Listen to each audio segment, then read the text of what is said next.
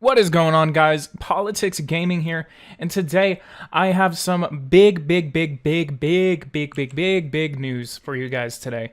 Today I finally have screenshots and I finally have just official news from Power and Revolution for the 2019 edition. So today I did get an email about 2 hours ago at the recording of this video, at about 4:02 p.m. on February 13th, 2019. So as for a release date, it will happen Friday or at the latest Monday or Tuesday. So they will let me know depending on how their final tests they're currently completing. The English version will be released one day after the French version. Other language will be released after another couple of days. So that is going to be the big thing that you guys need to know. So as soon as the French version is released, I will be recording a English version the next day for the game. He also said, note that we have just opened this evening the screenshots of the game, and I will be showing you them in a couple of minutes after I discuss this. Okay, which actually, so what I'm actually going to go ahead and do is I'm going to tell you guys some new features that they are actually going to add into the game. He said, as previously indicated, there are a few more features that have been added. This is the things that they have been adding as over the past couple of days. So this is going to be, there are three things that he did lay out and basically say that are being added to the game. The possibility of taking over and governing a conquered country, quantification of illegal economic sectors. So we are finally going to be able to do things with the marijuana sector, with cocaine, heroin, stuff like that. Maybe not heroin, the types of drugs. Marijuana definitely is going to be one of them, just off of the top of my head. As for other class A drugs, such as cocaine, and stuff like that, I am unfamiliar with what's going to happen to that. And then we also have the proliferation of riots in the regions. And then he also did add that a couple more may be added in the final master of the game, and he will let me know what will happen. He will probably send me a full list of this thing, and then I will discuss it during the first live stream. So that is going to be something that we are going to be looking forward to. Now, what we are going to be looking forward to now is I'm going to show you guys what these screenshots are. The very first screenshot we're going to go ahead and look at is going to be called Global Menace. This is basically showing you how good or bad your country is doing in the current world, and in the current year of how the world is looking like. We have things such as global warming, social inequality, overpopulation. It says at 40219. I don't know what that means, but it does have a tank. Maybe it's talking about war. Just current war that's going on in your country, and whenever you're at war with other countries or civil unrest, stuff like that. We have nuclear conflict. Maybe nuclear war will actually be revamped in this next version. We have unemployment, which will further the crisis in your country. And then we have all these other smaller situations. This is basically going to be just the whole, just complete big thing that's actually going to be revamping. And I'm actually really excited for this. On the bottom one, we actually have stuff such as atmospheric pollution, which goes into your CO2 factor. We have climate refugees, refugees that are coming in from other countries that are being affected due to climate change. For example, as we are seeing, we see Russia. Maybe people are leaving Kazakhstan because the lakes in Kazakhstan are drying up, so they flee to Russia. So that would basically be a climate refugee. Cybercrime, which was introduced in the 2018 version. Deforestation, which could actually be affected by you subsidizing like the wood sector, which would basically promote deforestation. Dietary risks, which are basically just how unhealthy your people are. Endocrine disruptors. I'm actually I'm unfamiliar with that, which is an endocrine disruptor are chemicals that can interfere with endocrine or hormone systems at current doses. So that is something that we are going to be looking at in this next version. We have epidemic. Maybe we will actually, which I'm actually very excited for this because if this is actually a big thing, I would actually really like to see this. If epidemics, we are seeing something about epidemics, maybe disease will actually be revamped and we will have to deal with disease more often in your game. And epidemics, maybe you have to deal with the pandemic at one point. The extinction of animal species, the bees, the polar bears, stuff like that. How you are protecting animal species from going extinct. Natural disasters, how many hurricanes and earthquakes and cold waves and heat waves and droughts your country is dealing with, which would also be affected by the amount of just funding you're giving your environmental sector. Ocean acidity, which is basically if you touch water, is it going to burn your hand off? So looks like that China is doing really bad with that. Rising sea levels, if your country is affecting or is being majorly affected by rising sea levels and how you're going to deal with it. And you have terrorism and world hunger. World hunger maybe could be revamped in this next version. And then we have the next one, which is going to be called global warming. This is going to be the new global warming factor that is going to be introduced into the game, which this basically shows how good your country is doing. And then this is the projection for global temperature abnormalities due to human activity for the year 2100. So this is the projection of basically whether you are warming the earth or actually just how, this is actually just global temperatures. So by the year 2100, the world will have increased by a mere 5.9%, 5.9 degrees, which would definitely be really, really bad. And then this, we have a description that is partially cut off, which says global warming is caused by the disruption in the natural greenhouse mechanisms. The sun rays that reach the Earth's surface are partially reflected back into space. Greenhouse gases retain a portion of them, which contributes to the warming of the planet. These greenhouse gases are composed mostly of water vapor, carbon dioxide, methane, and nitrous oxide. Without these gases, the average temperature of the Earth would be probably higher. And then we have just a couple of pie charts. I'm definitely going to be looking into those once I actually get my hands on this version. So that is going to be really, really fun. Then we have the next screenshot, which is basically the 2030 scenario you would have the ability to play. This kind of reminds me of the Masters of the World mod, where you played in a post-nuclear apocalypse scenario as either the United States or Russia, and then you basically had to reunite the U.S. And finally defeat Russia. I believe that was a scenario, but it kind of reminds me of that. The world is just rampant with famine, droughts, disease.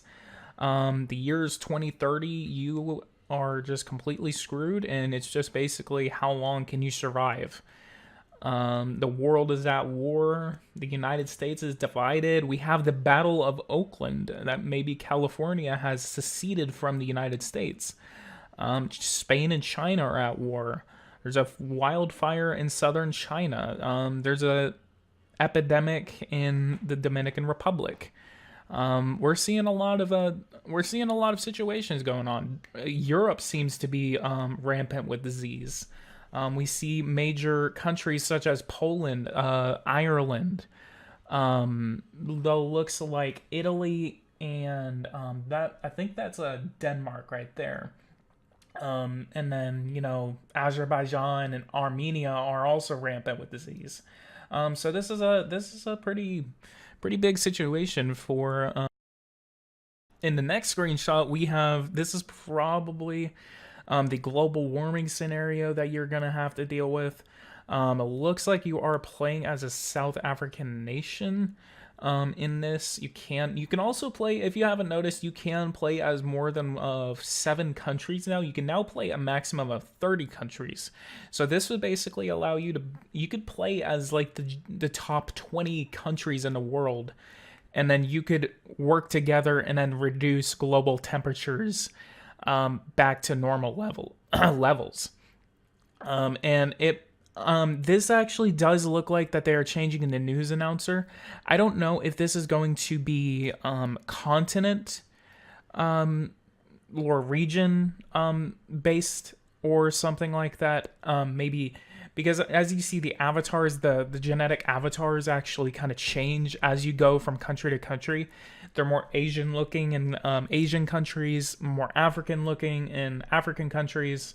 And are more white in white countries, and Hispanic in Hispanic countries. So that's actually, if they're actually doing that with the newscaster, that is actually a very interesting thing. That is why actually right now you are seeing a black woman on the newscast. Unless this is only scenario specific, or if this is a big change from how every single time you would do it, you always see just this white blonde lady in any other country as the newscaster for the New Year's Eve. And then in this next screenshot, this is just basically pretty straightforward. These are the new scenarios. We have Chaos 2030, Global Menace, Global Warming, and Status of Women. This is Status of Women. I have not seen any screenshots from the next big thing.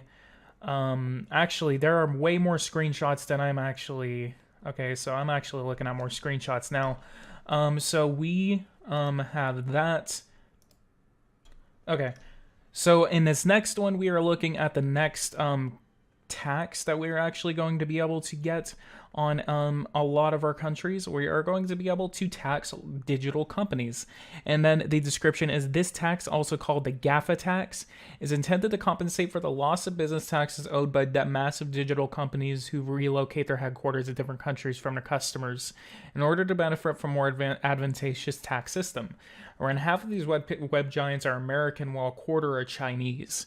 The countries that host these multinational headquarters are Ireland, Luxembourg, benefit from jobs and economy that can be created locally, so naturally they're opposed to this tax. And in the next one, we are finally looking, we have a completely new thing for, we have a completely new tab for the for women's rights. We are now looking at instead of family, they actually might be moving things around. What I am noticing is that a couple of the things on the family tab are actually now in women tab. So we are actually looking at determine the legislation on abortion, regulate contraception, very normal, and then prostitution, and then we have a new one called specific criminalization of street harassment. And then street harassment is described as any form of hostile behavior with sexual connotations conducted in a public area. Its criminalization contributes to equality between men and women, the fight against certain culture of sexism, and the freedom of movement for everyone. Penalties vary depending on the severity of the offense and can even go as far as actual imprisonment. So this is going to be a very interesting thing that we are going to be looking at. And then this is going to be under the Ministry of Family. So that is where it is going to be found. And so in order to be able to make legislation on that, we're going to have to put a minister in there for family. And then we also have the index of salary equality. It looks like that it is most likely going to be based on women. Women are in Germany are making 76% of the man's dollar, and this is male to female. So we are seeing women making 76% of what men are making. France 75%, UK 75%. Namibia has more. Namibia actually has more salary equality than the United Kingdom and France. So that is actually pretty humorous.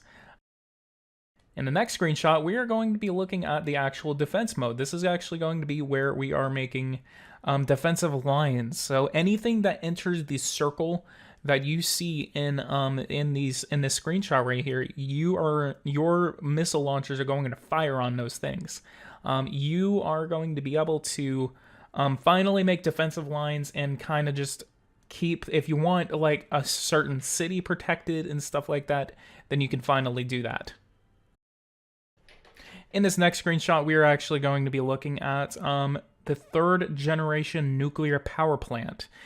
This is going to be a brand new nuclear power plant that we are going to be able to do. And we have another option, which is very cool because I am the one who actually suggested this to them, and I am very excited that they actually implemented one of my ideas. So thank you so much, Eversim, for actually listening to me.